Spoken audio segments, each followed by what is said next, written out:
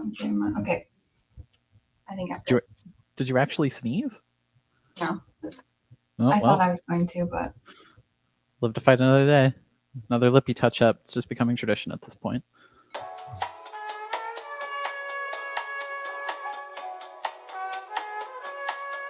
Going up.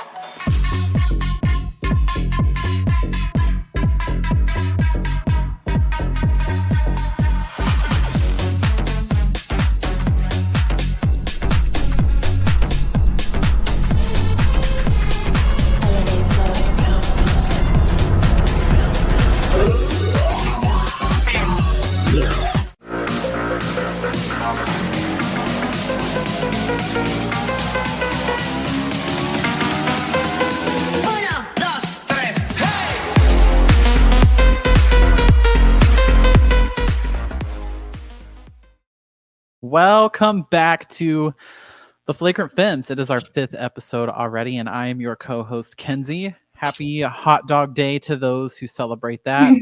They say in life that it's the little things that matter, and I feel like these past few days have been like a bundle of little things going right for me, which typically doesn't happen to me. I'm not a very lucky person. I got moved into VIP at a free concert I was already attending, Boys Like Girls, so pretty cool to just get ushered away into VIP. Felt very important. My favorite fried rice place, they always put veggies in the rice. I'm a picky eater, you know this, Maddie. And they didn't, and I didn't even ask for them to not put veggies in the rice. So that was another win. And the Aces have won 5 in a row. Hopefully, we're going to make that 6. It's July 4th, so they're playing the Mystics today. Hopefully, we make that 6 in a row. Maddie, do you have any little things bouncing your way? Honestly, I can't say that I have. This week has been draining for me. I feel like every day I wake up to like the worst news imaginable about the state of our government and world. So I'm just really sick of a bunch of old dudes having so much agency over our lives, frankly. That's a topic for another day, but let's just say I'm really looking forward to talking about the WNBA, where men are famously absent and the vibes are fantastic. Yeah, well, the men in the WNBA are around it anyways. They're finally starting to come around a little bit. We'll kind of touch on that throughout the show, but today's the first day I woke up and actually got on Twitter and saw that people were tweeting and being happy, and they were men tweeting and being happy that Angel and Caitlin are going to get to play together on a team. So I don't know. We'll see. Do you think it's going to be like this the rest of the season, or is it going to turn again? I mean, I never have faith in men, so let's just start there. I have no faith in that to last completely, but I do hope that at least they're starting to understand that that type of behavior won't be tolerated. And I think that does have an effect to a degree, like the level of people just being like, no, we're not going to do that. Like Twitter will like cancel you and like you'll be. So, I mean, get with the program or get cut. That's where it's right. at. Yeah. I'm sure a lot of these dudes are used to being on their college Twitter, NBA Twitter, and they can just run rampant and do whatever the hell they want, but not on W Twitter. We're a gang and we will come get you. So, speaking of little things, I needed some of those little things to go my way because it's going to be apparently 118 on Monday in Vegas, and I planned a date night 6 to 8 weeks ago for this specific Monday, and it's probably going to be the hottest day in Las Vegas history. So if you're that type of person, say a little prayer for my setting powder and my setting spray, because those girls are going to need to go to work on my sweaty ass forehead. They're going to go through it. So we've got another great show for y'all today, mostly discourse free. So let's jump right in. Last week, we talked about the Just Women's Sports podcast, Expert Adjacent, and their discussion around and about Asia's Nike logo. And obviously, we were definitely not the only ones to comment on that. Pretty much everybody had something to say. And even the Aces social team chimed in with their own clip. I don't even know where I put it, but basically what happened while I look for it here is that they took Miss TK is who I was heckling, saying I interneted the thing, and they put the win graphic right over the top of that video. I didn't download it. What a terrible producer I am. But just know that Maddie did the work on that, and Maddie deserves her spotlight, so I'm sorry I let you down on that. Maddie, the Aces for being messy on the timeline. I saw mixed thoughts. People were kind of almost like heckling the Aces for doing it. But what do you think about that little clapback? I was obsessed with it. I loved it. I mean, here's the thing, like what really did it for most of us, I think, was not even like what they said, but their actions in the follow up, like deleting it and the fact that they didn't even say anything about it or acknowledge it at all after how big like it had blown up. They were asking for it is like my opinion. And I also have to add that last week I knew they deleted the initial episode and like it deleted everything, all the clips from it and everything, but they have actually deleted all of their clips, like all of the videos from the entire podcast. I couldn't find any episode. So at this rate, the interneted girl might need to go into witness protection. Let this be a lesson to everybody. Come at Asia at your own risk. The Avengers will be after you. Yeah, and I mean the Aces is a social team. They don't really ever miss either. I know the team loves them and kind of just encapsulates the organization and its culture as a whole that they're able to kind of clap back at people like that. So as you said, it's been a weekish. We've heard quite literally nothing from the podcast or Just Women's Sports about it at all. But like Maddie said, they're literally scrubbed off the face of the internet. I went to look on YouTube myself before Maddie even told me, and all of their episodes were set to private. They're not watchable. And I mean, I guess the point of all of this is that like we don't want you to like run away and cancel your show. Like that's not we don't want you to just go away, but like when it comes to anybody who does something like this and create some sort of controversy, all I want is somebody to just hold their hand up, take a little bit of accountability, or at the very least, like stand on your business. If that's how you really feel and you're going to talk fast and loose, stand on it. Like, don't you think? Absolutely. And honestly, that's the part that to me proves that Just Women's Sports is not actually trying to build a relationship with the women's sports community, because it was pretty obvious based on the public reaction how we all felt about the way that they approached it. And it really isn't that hard to just say, hey, we meant this in a funny way. Obviously, it wasn't received well. We see now that it was hurtful and those actions don't align with our company values or whatever. Like, it's so like you can chat GPT could fucking write a PR like message about it or whatever, just tuck your tail and acknowledge it and not acknowledge it at all. That to me is so incredibly embarrassing and like again just shows that they don't actually give a shit. Because if you actually cared about the women's sports community and like if I'm viewing this from my perspective now as somebody who like has a podcast, obviously we don't have the platform of Just Women's Sports, but like if I said something and that was critical of somebody else and then that player or that person saw it and commented on it, I would literally just be like, I'm so sorry, you're so right, like that was on me. It's like I don't know why that's so hard for people to just be like, yeah, it was probably not right for me to just like be sitting here bashing Asia's logo like this. Like that probably wasn't very Just Women's Sports of me, but they can't even do that. Yeah, you know me. I am the first one to not catch the smoke. So if somebody comes at me, I'm gonna say sorry. I'm gonna say I'm so sorry. I will shut my mouth. I am so sorry. You're right. But I do appreciate that the W fans are absolutely staying in their mentions about it. Probably has them spooked even more so than if they had just hidden and no one said anything. But as of yesterday, they had tweeted 5 times. I don't know if they tweeted it all today, but almost every single tweet had one person in there like saying, what about the podcast? What about Asia? Are you going to apologize? And, it's pretty easy. If you just take the accountability, people would stop bothering you.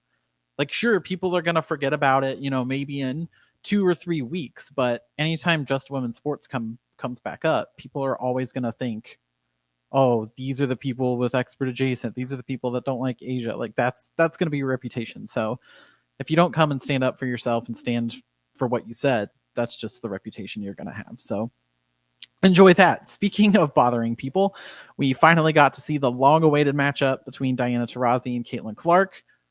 There were 5 technical fouls in this game, which kind of seems like a norm for any game the Mercury are in. but somehow none of them involved Diana and Caitlyn. So let's take a look at one of the scuffles here. And we have a little truculence going on here on the court.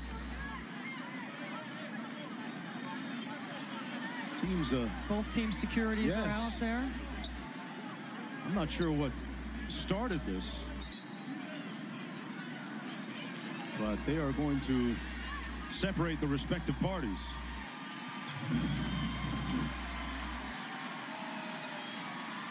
I think somebody tried to get into the huddle. Is it Sophie Cunningham or Natasha Cloud? And McBenley taking exception.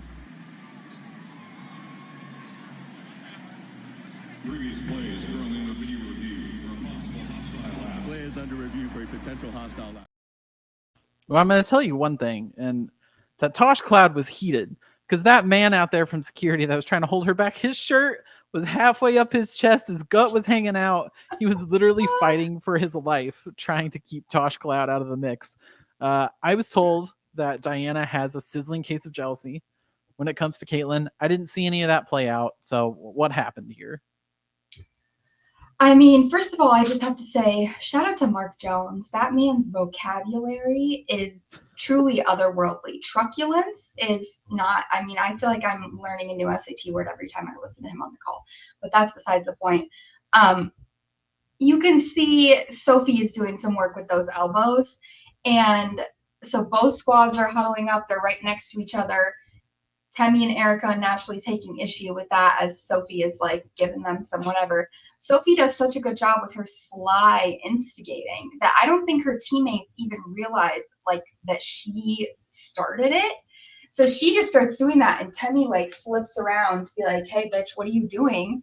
And then Tosh is immediately just like, "Don't play with my girl like that." Boom, and then everything just kind of went off from there. You know, the tempers are flaring with the Phoenix Mercury. The tempers are flaring all day, which we knew, by the way, before this. Like, it's no surprise to anybody that Phoenix Mercury is leading the league in technicals by a lot.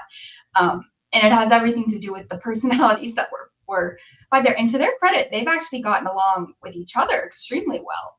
But it's a lot of hotheads, a lot of angry, or not angry, but a lot of hotheads. So after the review, they end up giving Tosh and Ka text for the Mercury, Erica and Temmie text for the Fever. So Sophie somehow gets off scot-free, per usual, even though she's the one who started this entire mess. Diana, ironically, wasn't even on the court during this, which you'd think Diana had to be involved somehow. No, she was actually on the bench. Otherwise, she definitely would have been in it. I can promise you that.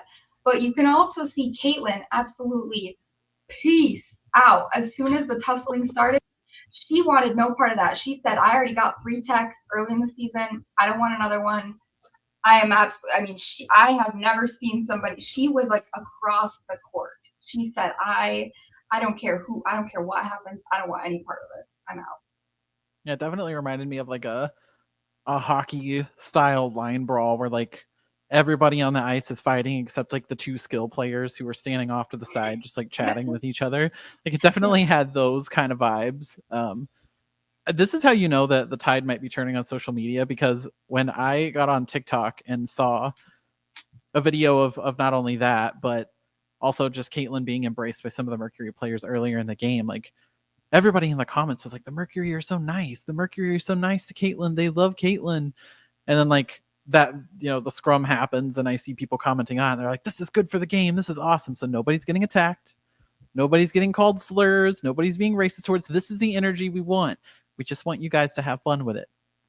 Anyways, so I tweeted during the game that Isaac Barnett should be investigated because he lets almost every game he's on get out of control. And if that name sounds familiar, he's the same official that was on the crew for all 4 of the Aces' home losses, which all 4 of them got pretty chippy in one way or the other. And you've talked about how these like Charles Watson, how he rules games with his ego and not his whistle. I would argue that Isaac Barnett is kind of the same way. We've done entire segments on refs, so I won't complain about them for too long, but the Mercury played a pretty stellar first half. They had, I think it was like an 11-point lead at the break, and it kind of felt like at one point it was going to get away from Indiana, but it really kind of shored up in the second half. The Fever went on like a 29-15 run in the third quarter. What made the difference? What allowed Indiana to flip that game upside down in the third quarter?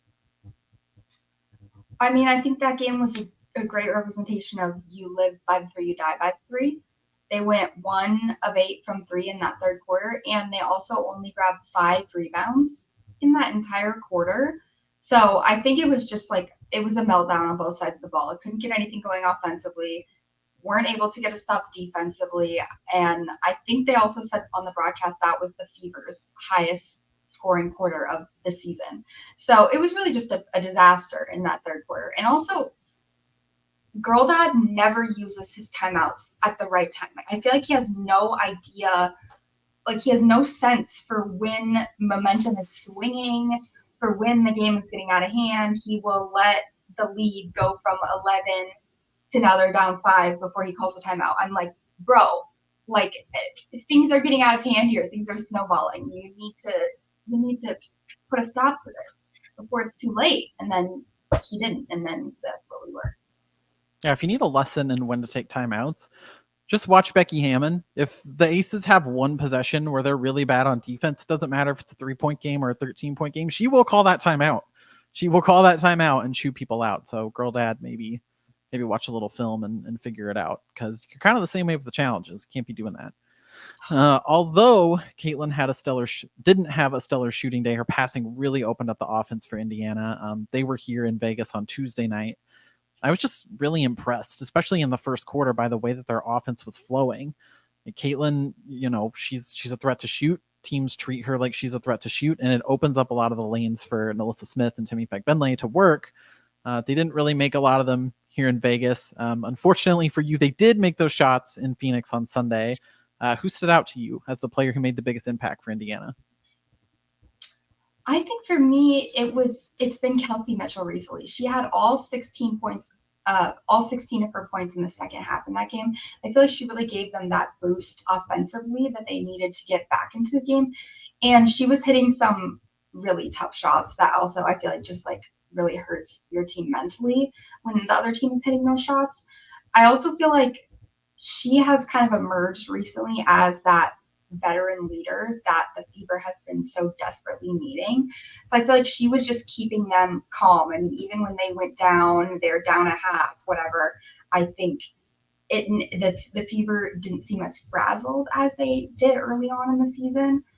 So just amidst all the texts and the chippiness and everything else, I think the Fever were just able to stay more level-headed, and the Mercury might have gotten a little too comfortable with that lead and just let things get out of hand.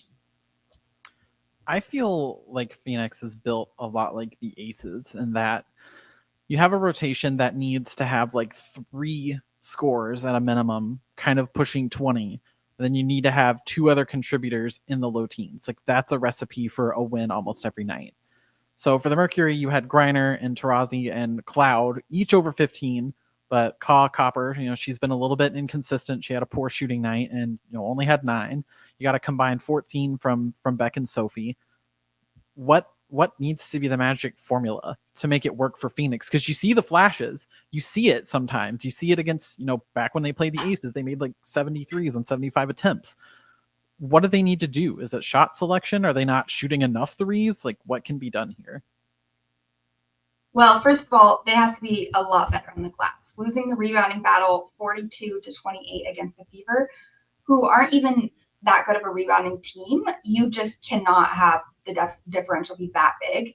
I also think you just you need more efficiency from your big 3, Tosh, DT, and Ka, combined for 13 of 41, 32% shooting. And you're just not going to win many games in this league if 3 of your 4 best players are all shooting 40% or under from the field, pretty much. So they have things to work out. I mean, I think the formula is there, and we've seen that play out. We've seen them beat good teams in this league, but it has to be consistent, and that's what still needs to be worked on. Well, I will give it to the Fever that they're starting to hustle a little bit. They were getting in there and getting some offensive rebounds against the Aces on Tuesday. They were doing it to Phoenix. I mean, when you have a team that has BG on it, you don't think you're going to get out rebounded, but the Fever were going to work. Speaking of Tuesday night, before the Aces and Fever tipped, the WNBA revealed the full list of all-star selections. They're going to be taking on the U.S. women's national team in the run-up to the Olympics here in a few weeks. If you haven't seen the full roster yet, go check that out. But Maddie, give us your instant reaction to the list. My instant reaction, yay, I'm excited! I was really happy to see Aaliyah and Angel and NECA. And then I started noticing some snubs, and I was like, oh, it just hurts my heart because there's just like never enough like spots for how many people I feel like should be there. But no, I'm happy for everybody. I'm excited. It should be some really fun matchups. We're gonna see Joanna versus AT. That I'm like loving that. So it's gonna be great. It was my personal mission to get Angel Reese on the All-Star team. That mission was accomplished. I'm very excited. I'm very happy. She fought back tears in their post-game press conference on Tuesday as she kind of just expressed her gratefulness to her teammates and coaches for helping her make the team. She will be joined by fellow rookie and Rookie of the Year running mate Caitlin Clark, who said in her own post-game press conference that she's never been Angel's teammate before, even with like U.S. basketball, and that people were going to be excited. And we definitely are going to be excited to see you guys play together. But like you said, there were some snubs. We'll get to those eventually. But there was no doubt that Caitlin and Angel were going to make the All-Star roster. But how impressive is it to be able to have such an impact in year one? Like, what does that say about this rookie class as a whole? It's very impressive. I mean, I watched a ton of Angel and Caitlin both in college. I don't think even I know I did not expect them to translate so well and so quickly to the WNBA. They have both been incredible, and both of them have already been etching their names in the history books just halfway through the season. So I think ultimately that's a testament to just how much talent there is in the women's game right now. And if you think about it, something I was thinking about it, this generation of players like Angel Reese and Caitlin Clark, and their generation, these are the first group of players who have really never known a time without the WNBA. I mean, I'm 26. I was born in 1997, so I was born the year the league was founded. But players like Angel Reese, she grew up they grew up watching the league and watching players, and so I feel like they're the first group of players who grew up knowing there is a future for this as a career.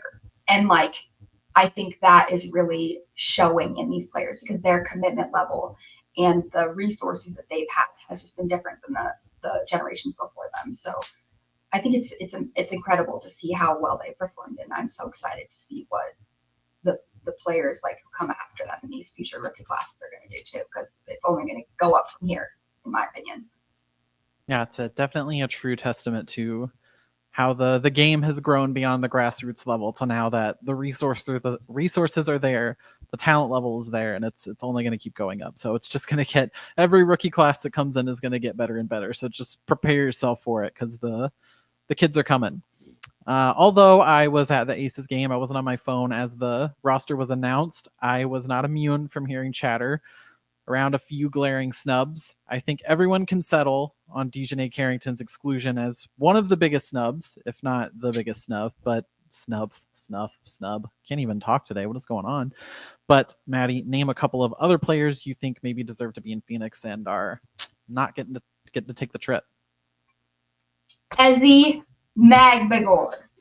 I know defense isn't flashy or hot these days, but Ezzy Magmagor is an enormous snub to me.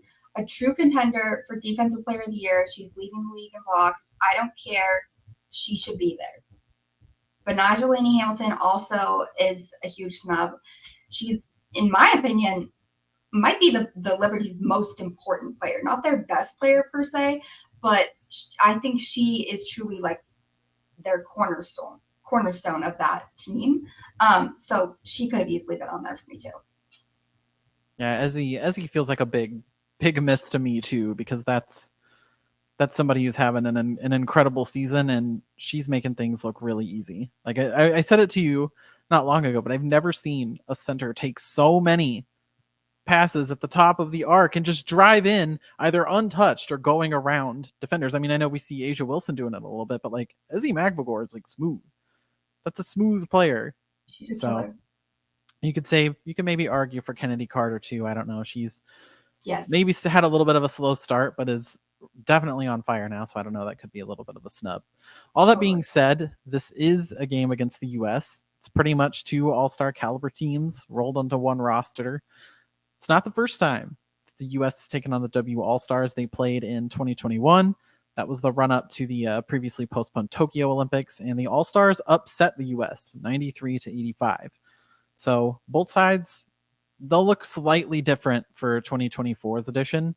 The All-Stars will return Jonquel Jones and Enrique Gumbawale, among others. Those two combined for nearly half of the 93 that the All-Stars put up in 2021. Kalia Copper, who was on the All-Star roster that time, she moves over to the U.S., making her debut for this edition. Team WNBA added some tenacious guards in Alicia Gray and Kayla McBride. Then they've got the fever duo in Caitlin and Kelsey. Do you think this is an all-star roster that can not only hang with Team USA, but can they upset them? I feel so conflicted about this question because on the one hand, I'm like, hell no. Like there's no way. I feel like the Team USA in 2024 team, like it's just like so stacked. But then on the other hand, I'm like, okay, but also it's an all-star game. So anything can happen. Enrique, if she's not being guarded, might drop 40 for all we know. So I don't know. I don't know what's going to happen. I don't know. And with the 4-pointers in play, I mean, Sabrina and Caitlin are probably going to hit 10 of those each. So I don't know what's going to happen. I'm excited. I definitely think it could be. I'm hoping for is just that it's going to be a good game. Like it's going to be a close fight until the end, at least. Because it's so boring if it's just like the NBA, the MNBA All-Star game is always so boring because it's just like they're not even trying. Yeah, I think that's the biggest complaint around All-Star games in general is that, people, the players just don't really look that interested.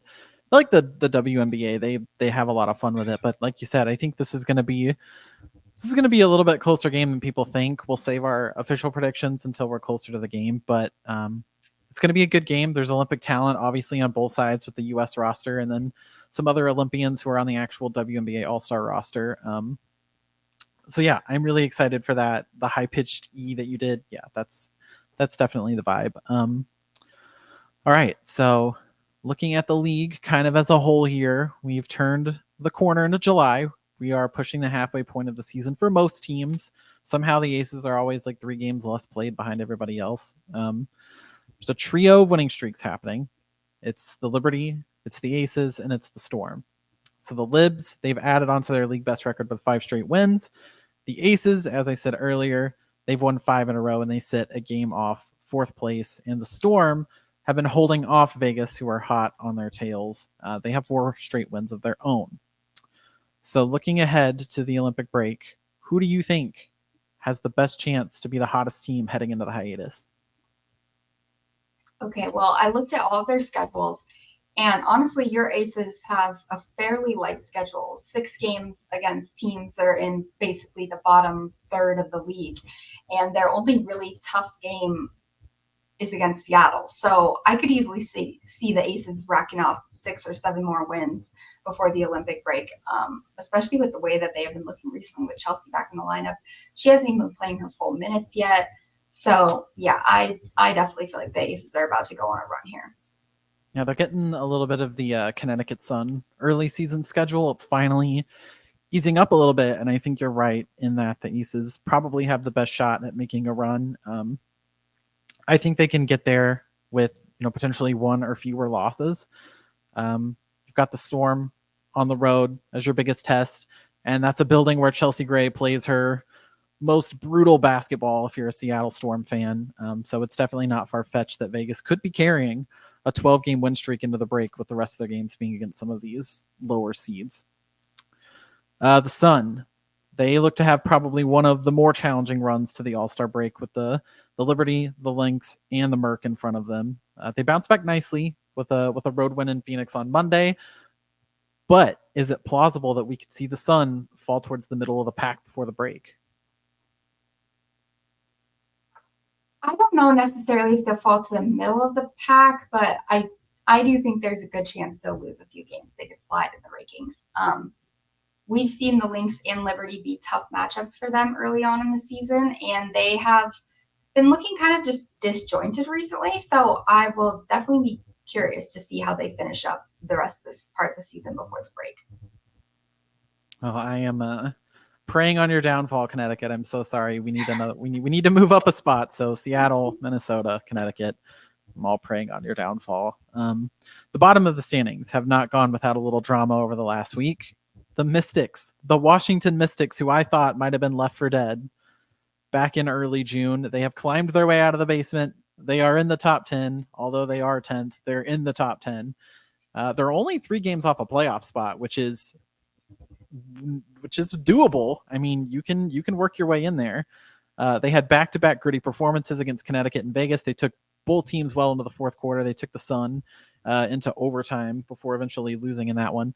What have you seen from the Mystics that might show signs of a better future to come?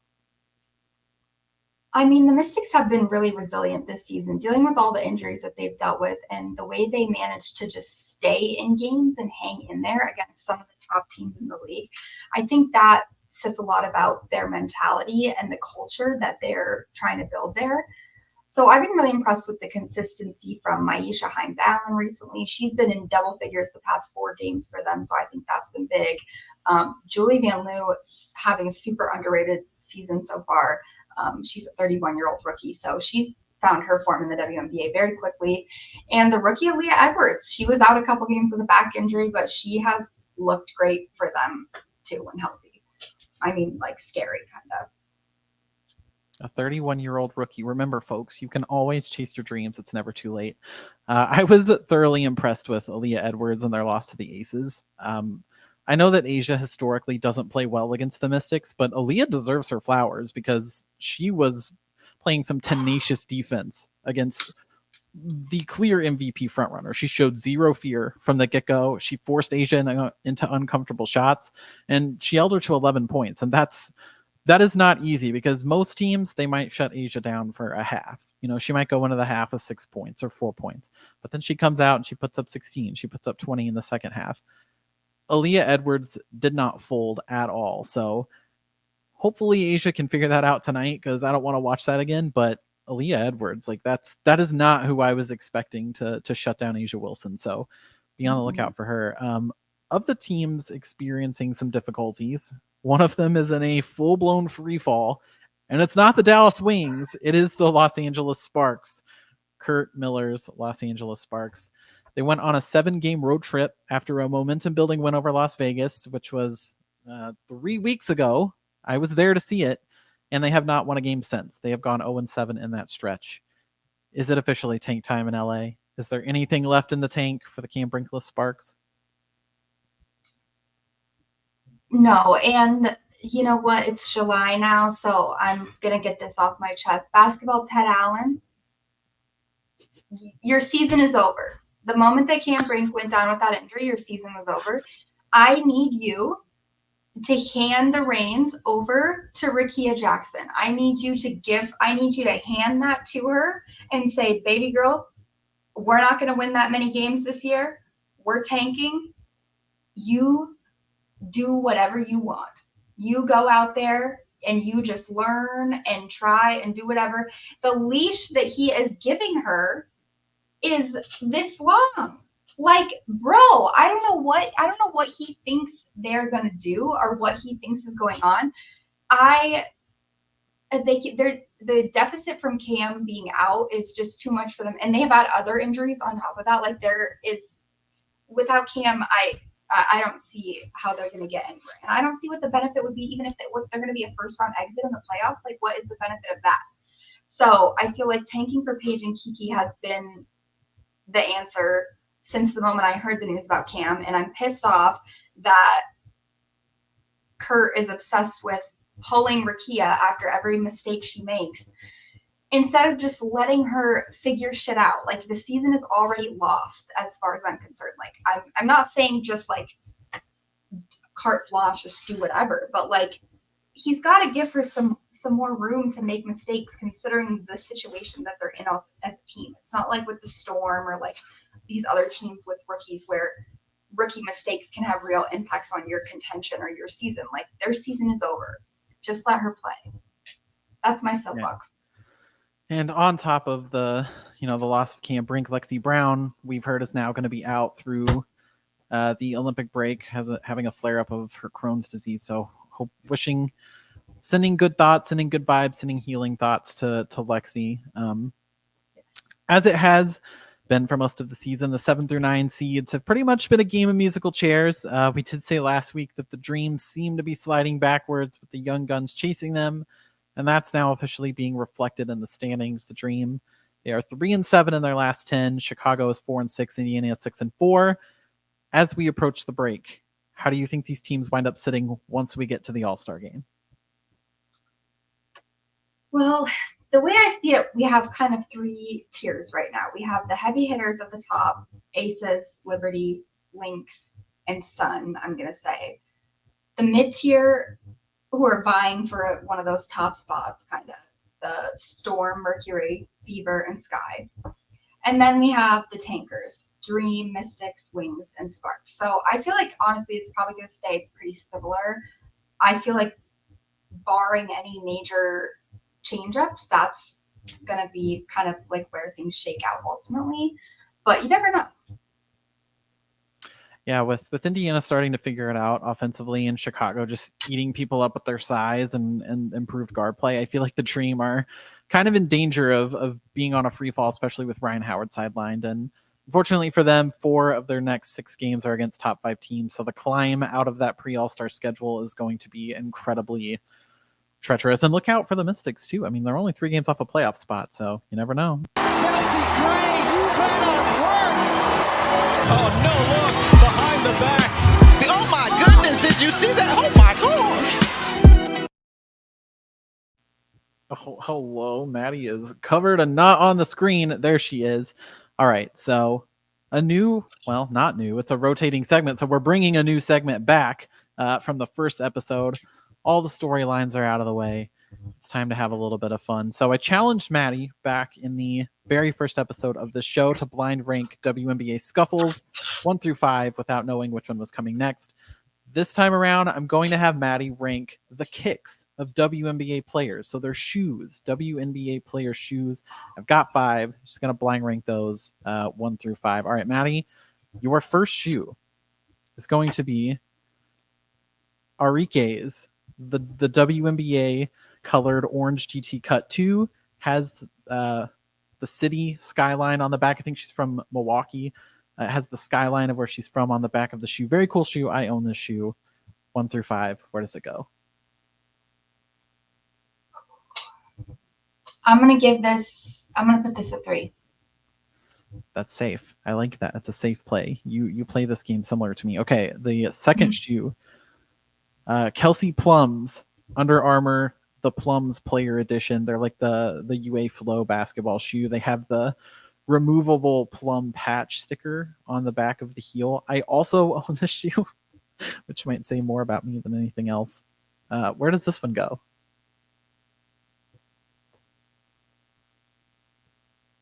I'm going to put this one at 2. This is a really cool shoe. It's like, I mean, it's KP. Like, I'm not. What am I gonna do? Well, of course. I mean, you're gonna ride for your husky, but I mean, the shoe in general is just cool. Like the ombre plum color. Yes. Yeah, it's a cool shoe. All right, a little bit of a throwback shoe here. Cheryl Swoops's Nike Air Swoop 2s. These things were the truth back in the day. I wish they would bring them back. Instant one. All right. Immediate. Well, now you're in a little bit of a fire here because Brianna Stewart's Stewie, the Puma Stewie ones in those OG Storm colors back before she sold out. 5. Sorry, Stewie. That's the respect you're getting here. And finally, the 5th one, Candace Parker's Exhibit B mids. These are, I didn't even know like these were still for sale because I might have ordered a pair when I put the segment together. Those are fire. Those are sick. So any I kind could of put those higher, but any kind of purple shoe is going to be a winner for me. All right, so you went the Air Swoop 2s. That was your number 1. yep. KP's the Plums number 2. Arike's GT Cuts 3. Candace's Exhibit B's 4. And Stewie. Sell out Stewie in 5th. I mean, those are pretty cool I actually shoes. feel pretty good about that, to be honest. Yeah, I actually had Kate rank these just as I was putting this together, and she wound up almost the same. Stewie went 5, like almost immediately when she saw it. So Kate knows well. yeah, that she does. Okay, moving on. It's the fun doesn't stop here. The video's coming. I'm already giggling. I can't control myself. We've gone 2 weeks without destructive discourse, but the terrible takes have not stopped. So that means it is time for the wet blanket of the week. You are going to be underpaid. I utilized a descriptor that I certainly should not have. Well, guess what, Monica McNutt? I could have done less. Hey, anyone want to buy a wet blanket? I could have done less. What a mess. So if I could give out a real, just side note before we get started here, if I could give out a real life wet blanket, it would be to the Indiana fan who called me a bitch on Tuesday at T-Mobile. I asked for an and one. I'm sure people might remember it, but Asia drove on Caitlin. It was incredible. Caitlin probably didn't even touch her, but I was screaming for an and one anyway. Later in the game, I did get to hit him with the famous shush symbol after we hit a 3-pointer in the 4th quarter, and he left moments later. So I got the last laugh. It made me very happy that I made a man upset and he left the game. I'll pretend it was because of me and not that the Fever were down like 18 at the time. But Maddie, I will let you kick us off today. Yours was so bad that a listener actually tweeted at you and said, "This is going to be a wet blanket, isn't it?" I'll let you take this one. Sure is. It sure is going to be a wet blanket. Here's the tweet. I went to congratulate Miss Wilson on a great game last night and a great season. I saw this. I am like, what the hell? Keep in mind, I never tweeted anything bad about her. Don't know her, never met her. I think the world of her, and I think she's one of the best of all times player in the WNBA. She's the GOAT, the face of the league, and most importantly, classy with it. Hopefully, this is a mistake, but whatever I said, I did. I apologize if I need to come and rub your feet after every game. I will. But you and your friends, buy you and your friends dinner. I will wear your jersey for weeks. I cannot have the GOAT upset with me, even if I stay blocked at Las Vegas. Not sure we can say that on the air. Sir, feet. So here's the thing. As soon as I saw this tweet, I went straight to search his account because I knew it couldn't be hard to figure out why Asia had blocked him. Because he had posted this with a screenshot of Asia blocking him, by the way. So I typed WNBA into the search bar. Dozens of tweets popped up. A few were normal, a very small number were normal. But going back all the way to 2010, this man has some weird ass tweets. One of them said, quote, looking at WNBA LA versus Seattle, if I had a team, they would not be dressed like the men. Sir. Oh my God, ew, David. They're wearing shorts and a jersey. Like, what? Second of all, he also had a bunch of recent tweets that I'm guessing are the actual reason he was blocked, where he referenced jealous WNBA players, quoted a clip saying Caitlin is getting abused in the WNBA. So it's literally no shocker that you were blocked by Asia. You're a disgusting man who deserves to be blocked. And there's literally nothing creepier than a man who gets blocked by a woman, especially a famous athlete, and then goes on a delusional rant about making it up to her with dinner and foot rubs. You're a weirdo. The WNBA doesn't want nor need your business. Thank you and goodbye. Foot rubs? Foot rubs? What are we talking about? Why are you tweeting at Asia? You're on a public forum. Like, anybody can see what you're saying. And you're tweeting at Asia Wilson talking about foot rubs? Sir. And he thought like this is the worst part is that these men are literally sitting there and they're like, oh, I know what I'll do. Oh, she blocked me. Oh, I know what I'll do. I'll rub her feet. I'll tell her I'll rub her feet. That'll make everything better. Like, no, you're His showing in your the whole head. ass on the timeline when you're saying you want to rub someone's feet to make it. Just don't do that. Just don't be weird. It's you can here's a pro tip. Here's a pro tip for life. You can interact with people and not say something uncomfortable. It's so easy to just have a conversation with someone and not mention that you want to rub their feet. So it seems like it should be easy. Apparently, it's not. So this is the first time I think I've gotten through the segment without someone's tweet being slathered in racism or misogyny. But rather this time, it's just a straight up non-ball knower. There's not really a name on this person's account. It was just a bunch of symbols and letters, like they were like a crypto farmer bot account or something. But this was in reference to Asia's incredible Hezi crossover to and one on Kelsey Mitchell, or it was Erica Wheeler, I think. We'll talk about it a little bit later. But this loser complained in the comments of the highlight, saying it should have been a traveling call. See the ball roll up her side. Incredible how the refs miss easy calls. First off, the W referees miss every easy call. So this must have been the first game you've ever watched because they miss every call. I mean, we've talked about it. Asia Wilson. People are swinging rakes at Asia in the paint. She's getting hit in the face, and they're not calling it. So yes, they miss easy calls all the time. Second, the Aces showed in said tweet, they showed the highlight in like super slow motion, just so people could like enjoy the gravity of it. And you can see very clearly that as she dribbles, like the dribble he's referring to comes like closer to her body, but her hand is always on the ball. Like it's in her hand the whole time. It comes up and it comes back down. It never like came out of her hand and rolled up her side. So I did the same thing as you. I went in there and I went into the feed, and against my own goodwill, I saw a photo of dirty underwear. Photo of dirty underwear on his feed. So clearly we've combated the racism a little bit. We've combated the misogyny. But it's the weird stuff now. It's the weirdos and the feet and the underwear. On Beyonce's internet. I don't understand. Like this. Like it makes me sick. I need an internet without men. Like I'm sick of this. I'm sick of this shit. I just want to live my life in peace. I just want to be able to get on Twitter and not see photos of used underwear and dudes asking the best basketball player in the world to give her a foot rub. I just bring back shame, bring back bullying. Like there's certain things that we just cannot continue to normalize as a society. Dirty underwear, like, is one of them. So foot rubbing comments, that's another one. We are leaving that behind. We are leaving that in 2020, whatever. Like it's no.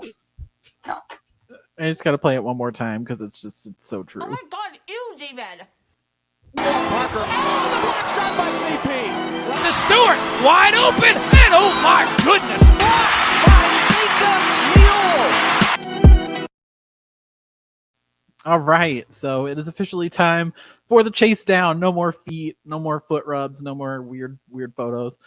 As always, we have 30 seconds to rapid fire takes on and off, passing them back and forth before time is up. If you hear the buzzer, you have hit the time limit.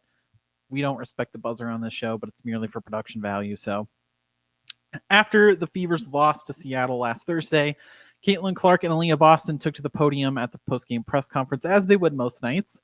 After 5 straight questions, Caitlin urged reporters to ask Aaliyah a question, to which she quietly replied, "I'm good." What do you make of the media's obsession with Caitlin? Is there anything we can do about it? I mean, I think Caitlin did the right thing here, telling them to ask Aaliyah a question, but at this point, I'm a firm believer that the league needs to start revoking press passes if people aren't acting correctly.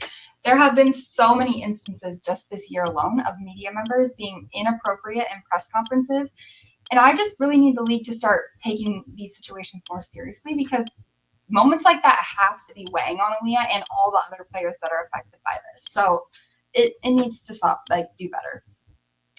But on a lighter note, we got a hilarious clip of South Carolina coach Dawn Staley shouting, "Oh no, don't do that to Camilla," after Asia's nasty fourth quarter block on Camilla Cardoso. Kenzie, please tell me you saw this clip. I did see the clip. I saw them goofing around on TikTok Live earlier in the day before the game, so figured something funny was going to come out of that watch party, and I was right. I was pretty much in tears hearing Coach Staley say, "I'm going to fight. I'm going to fight," after the block. It was one of the funniest things I've ever seen. Fortunately, everybody in the WNBA has their own "You Got Asian" moment, and former Gamecocks are not immune to them, just as Zia Cook. So it's all love at the end of the day, though, and that's why I love the family they have over at SC. Maddie, your girl, Diamond Miller, finally back, being eased into the lineup for the Lynx. She hasn't seen too many minutes yet, but how big is her return for Minnesota in the long run? Yeah, she hasn't gotten much run, like you said, but it's been great just to see Diamond back on the court, even in limited minutes. She has the size, the handles. I think she's going to be a really important piece for the Lynx long term. I mean, they already have one of the deepest teams in the league. And so to have her on top of that, when she's back in her full form after the Olympic break, I think she's going to be huge for them come playoff time. And other news to be excited about. The Aces Fever game in Las Vegas that you went to on Tuesday was the most attended regular season W game in 25 years. How electric was the atmosphere at T-Mobile Arena? Shout out to Prince, because we were partying like it was 1999 in there. It was the last time this record was held. It was packed wall to wall, like the suites, the club areas. They sold out of standing room only tickets. I think it's just a true testament to women's hoops finally turning the corner, that there were 20,000 fans in that building. I think I sat in the parking garage for probably 30 minutes before traffic even moved, and I will happily do it again if that means we're packing out barns like that every night. So shout out to women's hoops fans for making it happen, and let's keep building on it. All right, so Jewel Lloyd, she was pretty much operating with like 1.5 eyes, maybe just one the other night, and still managed to put down a 34 piece on the Fever. Can anybody break Jewel? Absolutely no one could break her. The Gold Mamba is back, everyone. I know she had a slow start to the season, so y'all been sleeping on her, but you better wake up. She had 34, 30, and 26 points in her last 3 games on great efficiency. That 34-point game was truly something special. I mean, I have never seen an eye swell shut more quickly than hers did. That eye had swelled shut before she even got to the free throw line. She cashed both of them and then went on to have one of her other games. Truly spectacular. And speaking of spectacular performances, Angel Reese just set the WNBA record for most consecutive double-doubles on Sunday with her 10th straight, but she also added an 11th on Tuesday in a win against Atlanta. How incredible has her run been? I do need to say that it was really funny in Jewel's post-game interview, and she was holding her hand over her eye. That was really, really funny. The forwards have been eating in June. What Angel has done, though, is like totally transcendent. Not only is she rebounding like a mad woman, she's had 16 or more rebounds in like 4 times in this run, by the way, and what is that now, 11 games? But she's becoming more efficient from the field. She shot over 10 percentage points better than her average in over half of these games, including an 80% night against Connecticut, which, by the way, has some size. That's no schlub team there with big. So I'm impressed by Angel's fearlessness to make and take contact, and that's proving to be the most important aspect of her game so far in the W. All right, I know we've talked about Aces and Fever a lot today, but we said it earlier. Asia Wilson brought the ball up in transition, crossed Erica Wheeler out of her shoes, and then drove straight to the paint, drew contact, got the and one. Is this the scariest version of Asia Wilson that we've ever seen? Honestly, every time she gets on the court, she gets scarier to me in the best way. I mean, Asia is just one of those players who is truly constantly working on their game, adding new elements to their game. I'm just grateful that Becky is giving her the freedom to bring the ball up and initiate offense for her, because I truly believe she is unstoppable with the ball in transition between the ball handling and the 3-point shooting that she's developing. I mean, I don't know how many other things she has left to add. We're looking at one of the most skilled and well-rounded players in basketball history. Let that sink in. So as you said earlier, we're just about halfway through this W season, checking in on the most improved player race. Who do you think might be the front runner in that category right now? I think my preseason prediction of Dana Evans might be wilting away game after game, so that's not good. But in her place, the one that's not being talked about enough for me is Kennedy Carter, who is 7 points per game better than her previous season. She's doubled her average in rebounds, assists, and steals from back in 22 whenever she was with the Sparks. Dejanay Carrington, I think, is somebody that probably is at the top of everyone's list.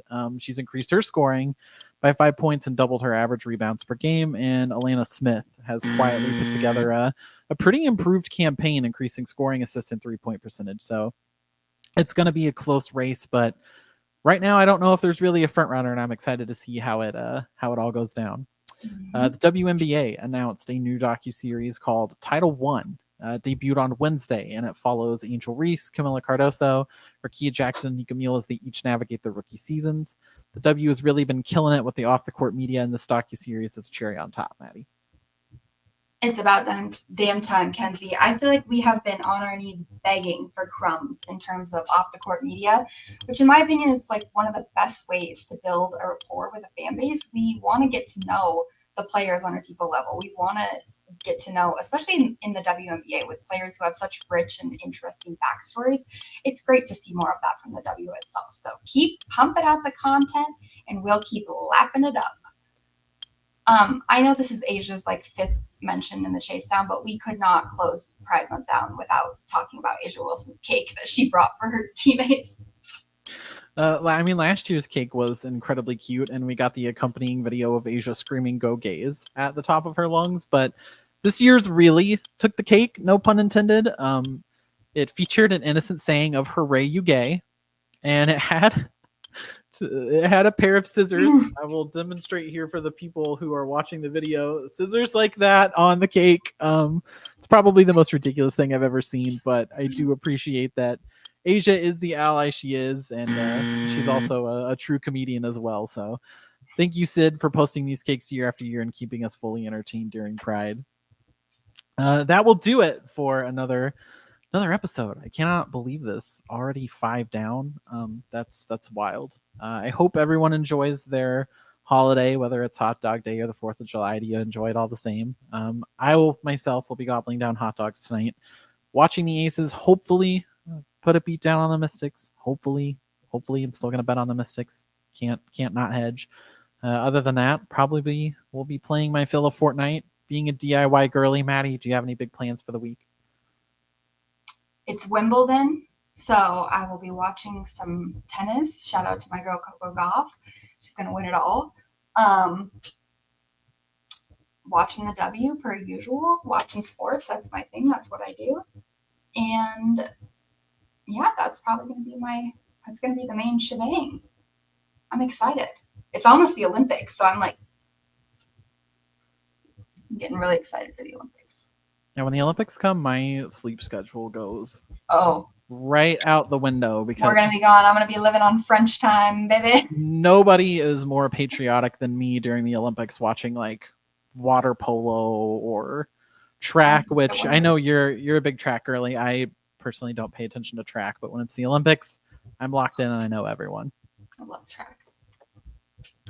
All right, so as always, we'll see you guys on Twitter. We are at Flagrant Femmes. If you don't follow us, smash that follow. We'll see you next week. And remember, mess with the Femmes, catch a flagrant. See you guys next week.